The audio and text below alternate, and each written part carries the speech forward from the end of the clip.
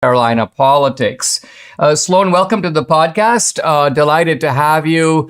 Let's start by giving our listeners and viewers just some sense of the landscape in North Carolina and what kind of got you on this track of investigating what these hospitals are doing.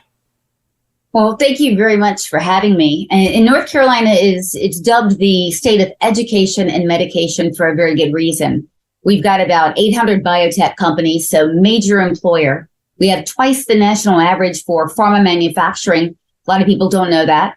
We've got 3 top-tier research universities, 5 medical schools, soon to be 7. So it's probably no surprise that we have become the mecca, if you will, for child sex change procedures. But this is very interesting. So we're the medical industrial complex. So we've got that. But it's juxtaposed against the population here in North Carolina. We're second only to Texas in terms of rural population. So it makes up about 55 to 60% of the people here that live in the mountain communities, farming communities. And, you know, we're center right and we're in the Bible Belt. So on the one hand, you've got this highly concentrated, if you will, system that's pushing down on the population things that they simply don't want. I mean, goodness gracious, 99.9% of the American population doesn't want offered to their children, 2, 3, 4-year-olds or all ages, screening for transgenderism, which is what we have here in the state. Now, Sloan, let's walk through this because you as a journalist, as somebody who is interested in education, and I take it that part of what you're saying is this isn't just the medical community. Is it the medical community sort of in alliance with the sort of academic community in the sense that I'm assuming where did the therapists all come from? Well, they come from academia. Where's the propaganda being drummed into children? Probably in the schools. And then you have the hospitals. So is there a kind of are these two kind of massive industries in North Carolina working in concert toward a common and in some ways mutually profitable end? Absolutely. And we call it the classroom to operating room pipeline. And it is in full swing. And the way that works, yes, is academia. So if we back up and we go back to 2015, here in North Carolina, we were battling the first ever bathroom bill is what they called it. It was HB2. But it was a bill meant to keep men out of women's spaces, men out of girls' spaces. And so exactly at the time that started, Duke University opened its clinic for children. They called it Children and Adolescent Transgender Clinic. And so we see right away that they were going to weaponize children in their war for Marxism. And that's what they did. Forget about, reckless treatment of children. And then we saw UNC follow. We've seen others, and now we see ECU, which it's interesting because ECU, Eastern Carolina University, it provides the lion's share of our primary care physicians and rural healthcare physicians in the state, but also throughout the country. And they're looking to be a mecca for child sex change procedures. And to your point, they're marketing it through school. So, the left is in an uproar about marketing e-cigarettes to children, but they have a direct-to-child marketing program in communities all over this state. I mean, it seems, Sloan, that if we flash back to earlier campaigns by the left to take over various causes and get corporations or hospitals behind them, you had the leftist ideology on the one side, but the corporation's desire to maximize its profits on the other side. And so there was a countervailing force against the left, which is, hey, we don't want to do this stupid thing because it's going to cost us a lot of money. It seems to me one of the strange things about this transgender business is it's big business for the hospitals. It's a lot of money for them. So is this a case where sort of ideology and commerce come together, both pushing this time in the same direction?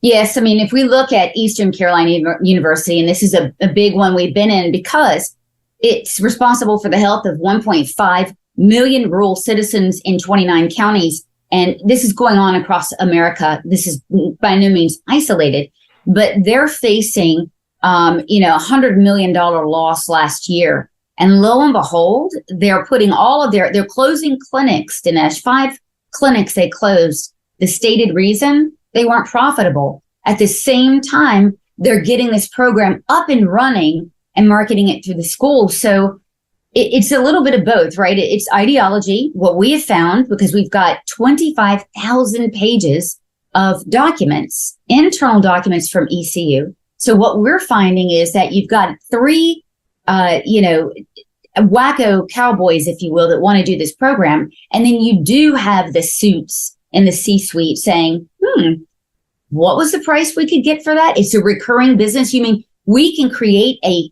chronic condition within 3-year-olds and bill for that? So it's a marriage of both. Wow. Let's take a pause. When we come back, more with Sloan Rachmuth. She's president of the Education First Alliance in North Carolina. By the way, on Twitter, at Sloan, SLOANRACHMUTH. And the website, Ed First NC, North Carolina, Ed First NC. Ago, and I see all the stuff that you're posting about Duke University, and I'm not sure if it was UNC at the same time, but we're talking about prestigious hospitals in North Carolina affiliated with universities, and they're talking about transgender surgeries and puberty blockers and so on, extending to children of a very young age. Can you talk about how bad this is? We're not just talking here about teenagers and adults, right? We're talking about kids at a much younger age. Well, surgeries are not performed on young children. I don't think that that's, going to happen anytime soon. But I will say, here's the evidence we have. The screening for children begins at around 2 or 3. Welcoming children of all ages is what we see. We see that the gender clinic, they call it, it's centered in pediatrics, and they're marketing to children of all ages, which is ridiculous. We've got Duke University with a doctor that is just crazy who admits to having 2-year-old transgender patients. And get this, she said on a video that she has treated children as young as 8 years old with puberty blockers.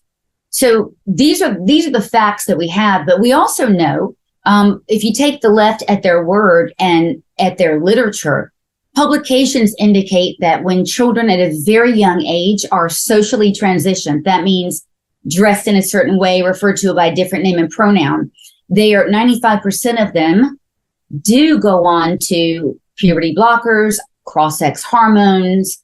And then we know from there that a good percentage of those children do go on to surgery once they become 18. I mean, this almost reminds me, years ago, I think this may have been a joke that goes back to the comedian Steve Martin, but he was like, our children are going to be ungrateful. We need to take revenge on them. And one way we take revenge on them as parents is we teach them wrong. So you point to a chair and call it a table. And this brought, this was like a laugh line, 25 or 30 years ago. But it seems to me that when a parent takes a child or an educator takes a child who's a boy and says, you're a girl, and sort of all of the society then begins to treat the child that way, you create massive confusion. And perhaps at some point the child goes, well, I guess I am a girl. I'm new to the world. All these adults are telling me I am this and I need to feel this way and I need to dress that way. And so what you're saying is that the propaganda works. It works very well. And it's more insidious than that. So we're finding that parents can take their child in. Maybe they're not having an eating disorder, very young. And this happens very much. The doctor will come in and say, listen, Miss Smith, we need to really treat the root cause here. And the root cause is gender confusion or identity, et cetera. So that's the treatment. So what they're doing is they're getting people, in primary care settings, in a pediatric setting, in a psychological setting. We can see that very easily, and saying, hey, come with us. This is what we think. And so it's manipulating the parent. Now, a lot of parents, still think that anyone with a white coat should be listened to, should be obeyed. And these doctors, not all, a small percentage, but some are taking advantage of that, and they're hoodwinking the parents. And the parents are being told this: would you rather have a dead child or a transgender child? And they're being manipulated. This is a predatory practice we're talking about. Sloan, what's the solution here? Is the solution here, well, part of it, of course, is public exposure of the kind that we're doing right now. But is it also legislative? In other words, you just ban this kind of stuff because it seems to be an abuse of the medical industry. In some ways, it's an abuse of educational practice. And what are the politics in North Carolina? And is this something that you might be able to achieve in your state?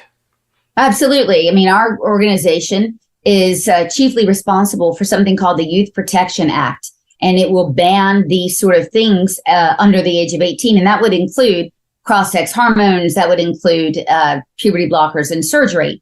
However, the Democrat governor, Roy Cooper, vetoed that. And we are right now waiting for a veto override. I'm told it will happen next week, but every day that we go without an override is a day that a child is preyed upon for purposes of social justice and money.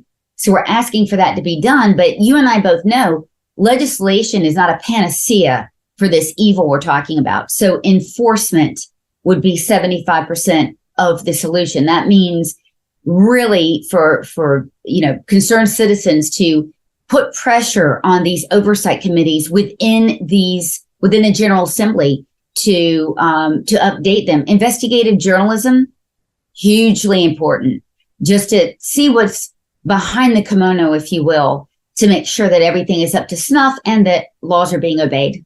Excellent point. Hey, thank you very much for joining me. This is Sloan Rackmet. She's president of Education First Alliance, North Carolina. The website, edfirstnc.org. Very informative. Thank you very much, Sloan. Love to have you back sometime. Thank you, Dinesh.